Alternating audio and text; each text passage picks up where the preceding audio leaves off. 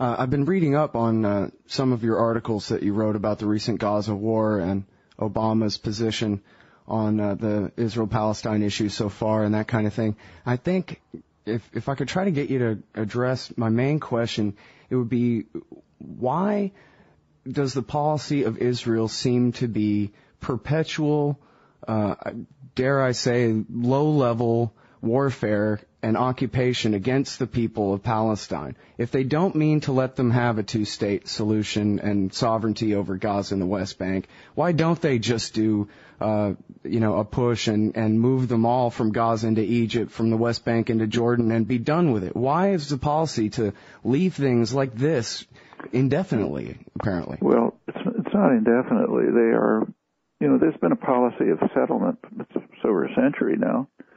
And it's pretty much the same before the state and after the state. The idea is to slowly, what's called establish facts, go a little bit further. Take an acre here, an acre there, build an outpost here, and then expand it later. And keep doing it as much as you can without the outside world stepping in to stop it.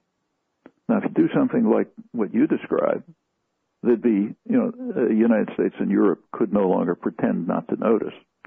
There would be such enormous outrage in the Muslim world and elsewhere that the U.S. and its European clients, which is what they are, would move in to stop it. Now, Israel doesn't want that. They want the U.S. to keep supporting it and to pretend not to notice it. So American taxpayers are funding all of this, most of it, but we're not supposed to notice it. So you do it slowly, step by step. So, for example, if you read this morning's newspaper, New York Times, you'll see a small comment at the end of a column referring to a recent study by Peace Now, which has been the main monitor of settlements, pointing out that current plans are to double the Jewish population in the West Bank. Now, that's all criminal. I mean, nobody doubts that, even the Israelis, that that's in violation of international law. But they think if they do it slowly, maybe the U.S. will pretend not to notice and will continue funding it and giving it military and diplomatic support. But the option that you described would just be untenable. And they know it, so you do it step by step. In fact, there's even a phrase, a dunam, which is kind of like, area of land, part of an acre, dunam after dunam, goat after goat, and so on, but so that the outside world doesn't really notice. Well, what solution do you think people should push for? I mean, it almost seems like pushing for a Palestinian state at this point is just playing the game and a losing one. I don't agree with, a lot of people think that, including a lot of my friends, but I don't agree. There is an international consensus. It's very broad. It includes essentially everyone, even in Hamas, Hezbollah, Iran, and obviously Europe and the non-aligned countries.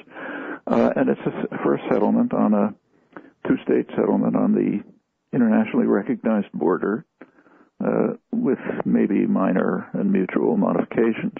Now, that's been on the board for over 30 years, and the United States has consistently blocked it. It's unilateral blocking by the United States. But there is an important exception, one exception. In January of 2001, Clinton's last month, there was a negotiation session at Taba in Egypt between the highest level Israeli and Palestinian negotiators, and they came very close to a settlement. In fact, at their last news conference, they said if they'd had a little more time, they could have reached a settlement. Well, Israel called it off, and the U.S. let them do it. But a lot has happened since January 2001, but not enough to make this impossible. If the U.S. decided to agree with the rest of the world, we're back to the first question about being an outlaw state. If the U.S. agreed to go along with the rest of the world, Israel would inevitably go along. They have no choice. And there would be it's claimed that there would be a civil war in Israel if they did this, but that's not true. If Israel just announced that the Israeli army is pulling back to Israel, almost all the settlers would leave. The they'd be subsidized to leave, in fact, with no violence and conflict. It's completely feasible, and much of it turns on U.S. policy. Now, the U.S. population is in favor of this, a large majority. But as usual, popular opinion does not influence policy unless it becomes organized and active. So I think the real answer to the question is in the hands of people like you and me. Can we organize public opinion, which is already there, to be active enough so as to pressure the U.S. government to join the world on this issue instead of defying it? And that's the main stumbling block. And that doesn't seem to me insuperable. Greater challenges than that have been met. Thank you very much for your time today. I really appreciate it. Okay. Everyone, that's Professor Noam Chomsky, linguist from MIT, author of a ton of great books, including What Uncle Sam Really Wants, Manufacturing Consent with Edward S. Herman, Hegemony or Survival, and the latest one is Failed States, the Abuse of Power, and Assault on Democracy. This is Anti-War Radio, and we'll be right back. And he's done a very thorough job. I can't get into it. If you're interested, read Noam Chomsky, and he'll open. He'll squeegee your third eye for you.